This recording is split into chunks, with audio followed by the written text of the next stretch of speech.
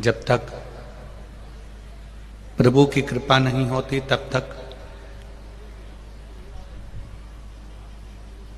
कहीं भी सत्कर्म की ओर हम जा ही नहीं सकते। जब उसकी करुणा होती है, दया होती है,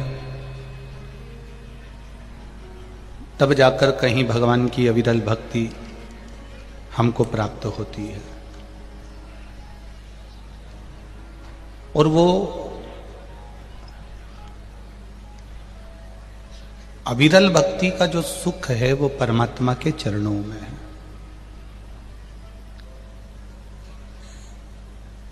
दुनिया का कोई सुख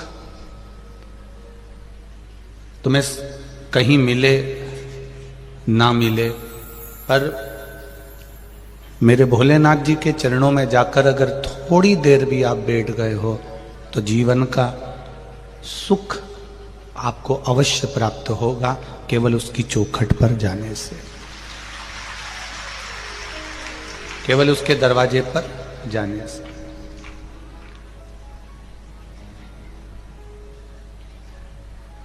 उसकी चौखट तक यदि हम पहुंचे हैं, उसके द्वार तक हम पहुंचे हैं, उसके दरवाजे तक हम पहुंचे हैं, तो हमें सुख अवश्य मिलेगा।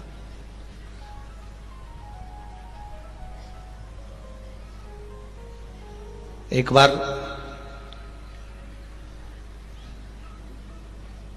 आप केवल शिव भक्ति की ओर जब लगे रहोगे, भगवान शंकर की अविरल भक्ति की ओर जुड़े रहोगे, शिव तत्व की ओर जुड़े रहोगे, तो आपको ये नहीं देखना है कि आपका घर, परिवार, कुटुंब कौन चला रहा है या कौन दे रहा है।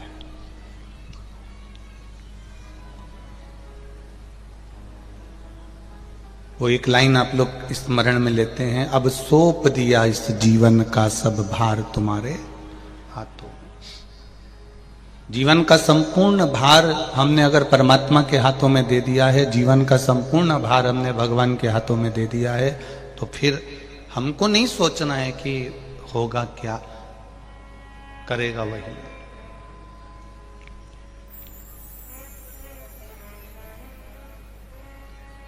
मैंने तेरे ही भरोसे ओ बाबा, तेरे ही भरोसे हवा बिच उड़दी जागी, बाबा डोर हथों छड़ी नामे कटी जावागी।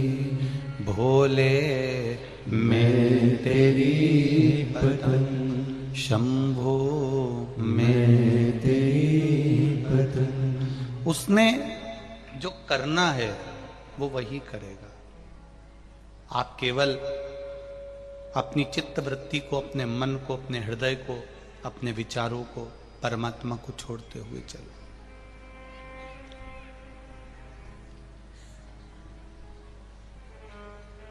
और जब तक हम अपनी चित्तवृत्ति को, अपने मन को, अपने विचारों को, अपनी दृष्टि को, अपनी सोच को, अपने व्यवहार को हम परमात्मा को नहीं देते हैं, तब तक सब कुछ ऐसा लगता है कि मैं कर रहा हूं। ये जितना जो कुछ भी कर रहे हैं ये हम कर रहे हैं।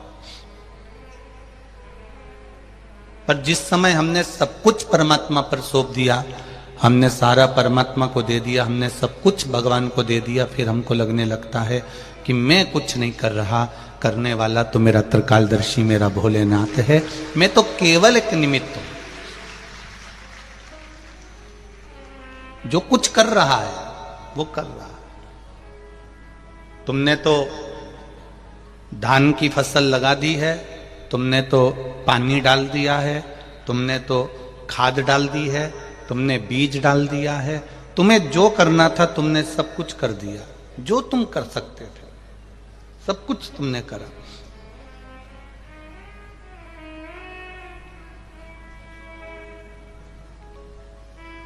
अब जमीन में तुमने खाद भी डाल दिया, बीज भी दे दिया,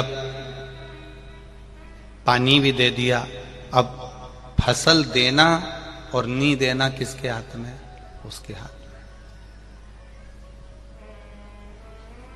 अभी उसकी मर्जी है कि वो क्या दे रहा है क्या नहीं दे रहा है।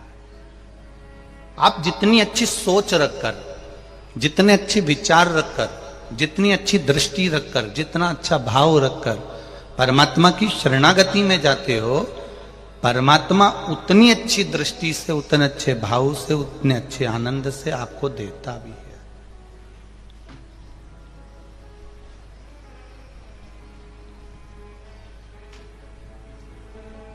कौरव और पांडवों के युद्ध का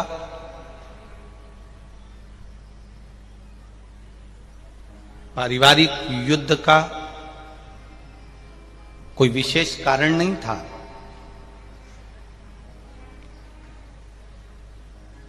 कौरव और पांडवों के युद्ध का कोई विशेष कारण नहीं था।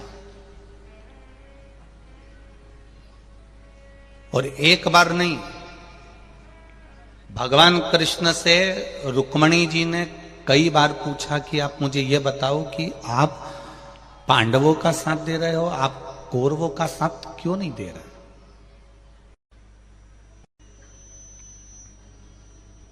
ऐसा कारण क्या है? वो कौन सा कारण है कि जिससे तुम पांडवों का साथ दे रहे हो और कौरवों का साथ नहीं दे रहा है? केवल एक शिव भक्त, केवल एक शिव भक्त, और वो शिव भक्त भी ऐसा बिल्कुल भोला, एकदम सहज, एकदम सरल, जिसका नाम था मत्स्य राज विराट।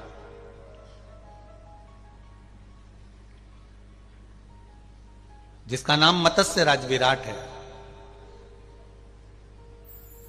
धृतराष्ट्र सिंहासन पर बैठे हुए थे और उनका पूरा कार्यभार उनका बेटा दुर्योधन देख रहा था। कोई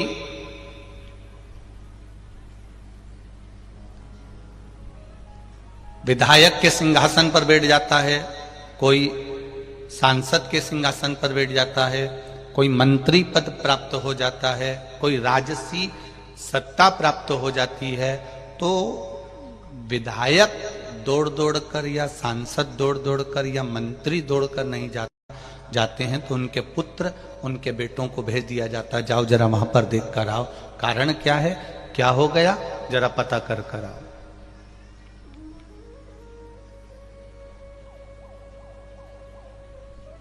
धृतराष्ट्र नहीं जाते थे देखने के लिए,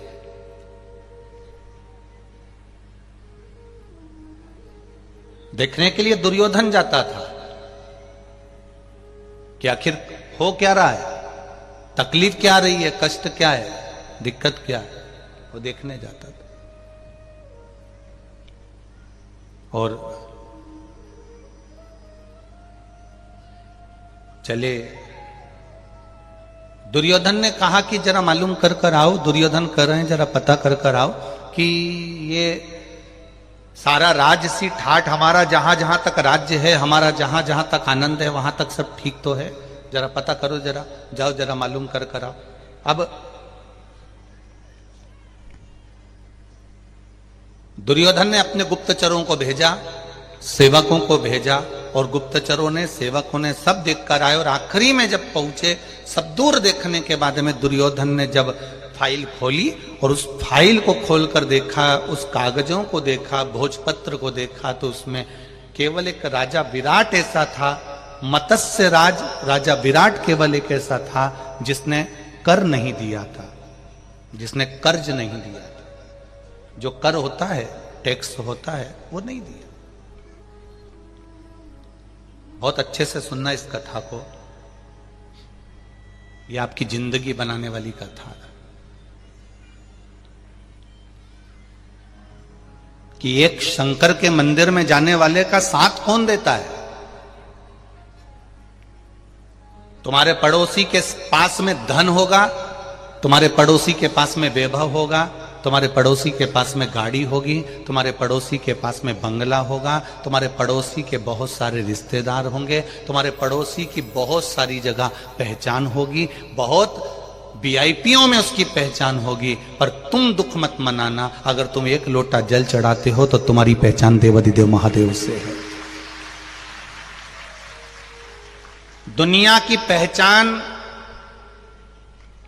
कुर्सी वालों से होगी,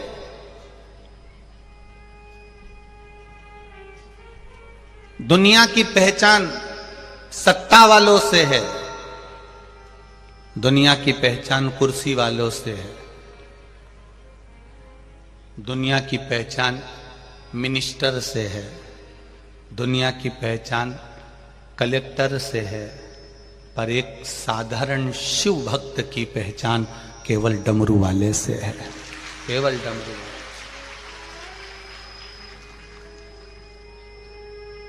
और वो डमरू वाला कोई साधारण नहीं है,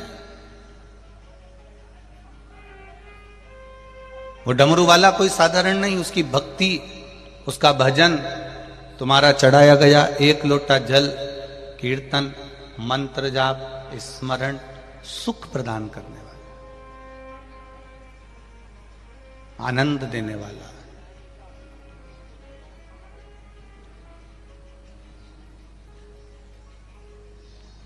राजा विराट, मत्स्य राज राजा विराट भगवान शिव की भक्ति में लगा हुआ था। उसको नहीं मालूम कि दुर्योधन ने क्या चाल चली है, दुर्योधन कर क्या रहा है, उसको ज्ञात नहीं है, उसको मालूम नहीं है।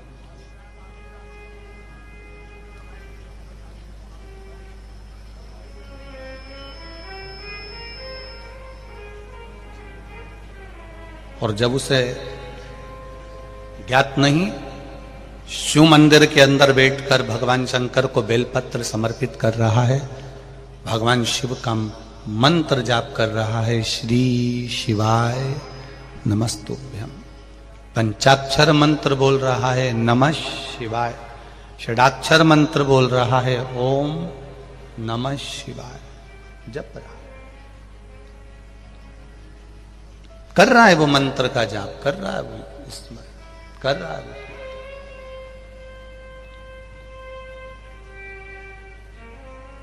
अब दुर्योधन ने कहा, राजा मत्स्य राज के यहां पहुंचकर जरा पता करो कि इसने कर क्यों नहीं दिया। राजा विराट मंदिर के अंदर बैठा हुआ था, भगवान शंकर की भक्ति कर रहा था। तुमने टैक्स नहीं दिया, तुमने कर नहीं दिया। राजा विराट ने कहा, मैं शिव मंदिर के अंदर बैठा हूं, सत्य कह रहा हूं, मेरे पास में इतना धन नहीं है कि मैं इस बार का टैक्स जमा कर सकूं या इस बार का मैं कर दे सकूं।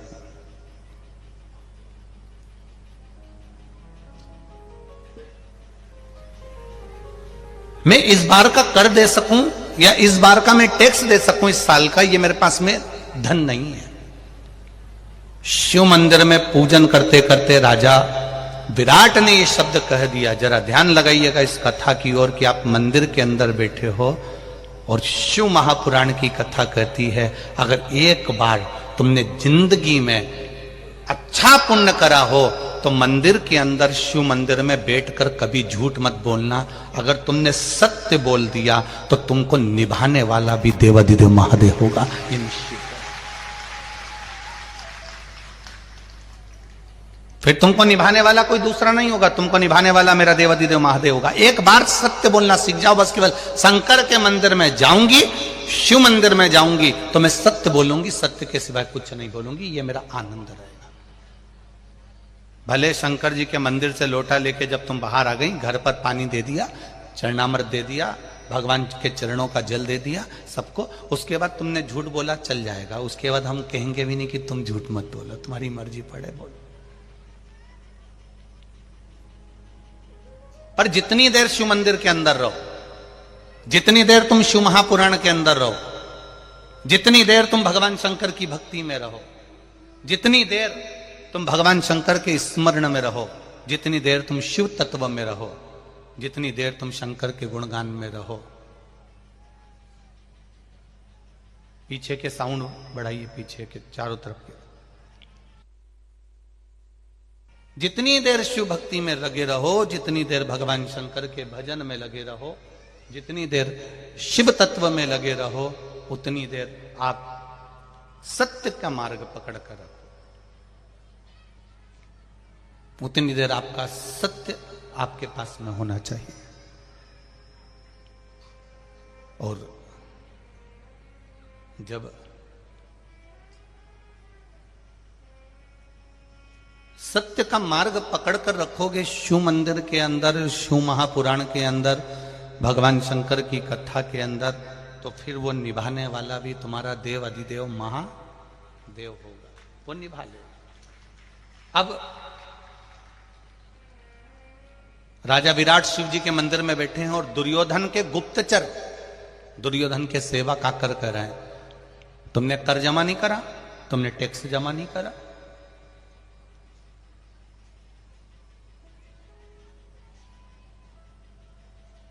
तुमने कर नहीं दिया है, तुमने टैक्स नहीं दिया है।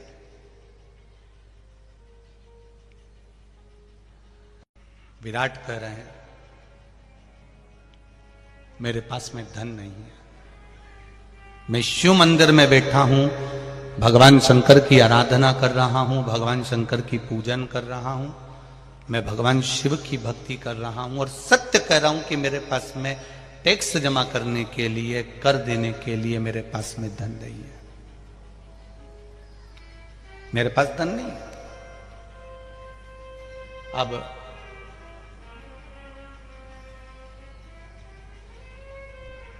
दुर्योधन भी शिव जी को मानता था, तो भगवान शंकर के मंदिर से चल दिया, ठीक है, कोई बात नहीं। अब देवाधिदेव महादेव वहां से सब शिव मंदिर में बैठे हुए मेरे शंकर, शिव मंदिर में बैठे हुए मेरे ओगड़ी, शिव मंदिर में बैठे हुए मेरे देवाधिदेव महादेव, ये सब आनंद देख रहे थे, आनंद ले रहे थे। राजा विराट के यहां से मंदिर से जैसे ही निकलकर दुर्योधन चला, और दुर्योधन जैसे ही निकल के चला, तो इतने में जो दुर्योधन के गुप्तचर थे, दुर्योधन के जो सेवक थे, उन सेवकों ने राजा विराट की गौशाला को देखा कि उस गौशाला में इतनी सारी लाखों गाय हैं, इतनी गाय,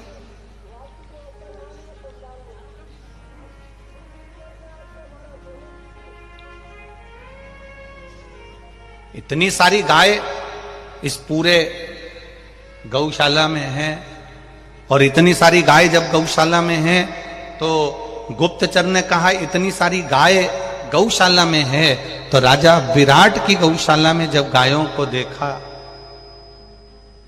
राजा विराट की गौशाला में जब गायों को देखा, देखने के बाद दूतों ने दुर्योधन से कहा एक काम करते हैं, अगर ये कर नहीं दे सकता, अगर ये कर्जा नहीं दे सकता, कर प्रदान नहीं कर सकता, तो एक काम करते हैं, इसकी गायों को लेकर चल सकते हैं, इसकी गाय लेकर चलते हैं। दुर्योधन ने कहा इतनी लाखों गाय को लेकर जाएंगे, ये अच्छी बात नहीं है, इतनी लाखों गाय को अगर अपन